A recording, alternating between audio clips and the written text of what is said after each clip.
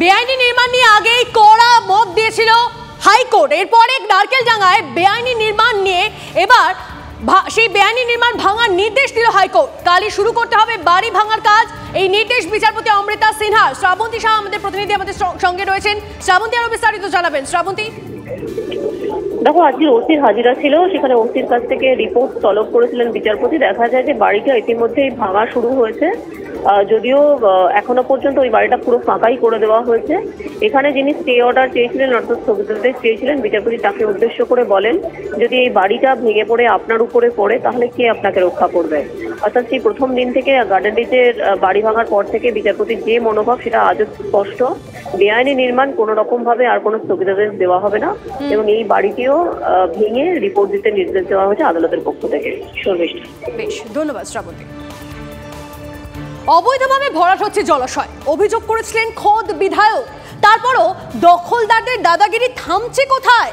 দিন কয়েক বন্ধ থাকার পরে ফের শুরু ভরাটের কাজ। কোথায়?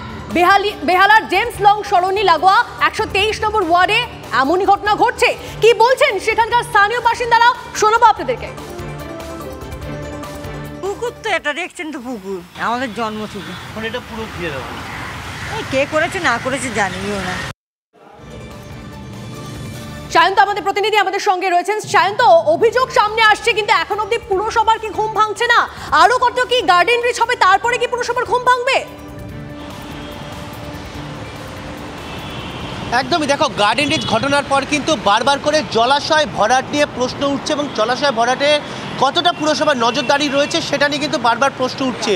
আর সেই প্রশ্নটার মধ্যেই দেখা যাচ্ছে যে খোদ বেহালা এলাকায়, গার্ডেন রিচ থেকে কিছুটা দূরত্বে বেহালা এলাকায় কিন্তু সে একইভাবে প্রায় 2 বিঘা জমি রীতিমতো কংক্রিটের দেওয়াল করে সম্পূর্ণ ভরাট করে দেওয়া হয়েছে। খোদ বেহালা পূর্বের বিধায়ক রত্না চট্টোপাধ্যায় এ নিয়ে কলকাতা পুরসভায় অভিযোগ জানিয়েছিলেন মাসখানেক আগে। তখন পুরসভায় এসে কাজ বন্ধ করে দেয়, কিন্তু তারপরে যে নজরদারি নেই তার প্রমাণ হচ্ছে ইতিমধ্যে সেখানে মাটির লেয়ার, অর্থাৎ মাটি ফেলে তার উপর কংক্রিট করে ফেলা হয়েছে। জল সামান্যটুকু দেখার মিলছে না। এমনকি যেখানে কংক্রিট নির্মাণ তৈরি করা হয়েছে সেখানে আর কিছুদিনের মধ্যে বেআইনি নির্মাণও তৈরি হয়ে যাবে। তাহলে নজরদারি কি হয় সায়ন্ত? অবশ্যই আমাদের সেদিকে নজর থাকবে। আপাতত তোমাকে ধন্যবাদ।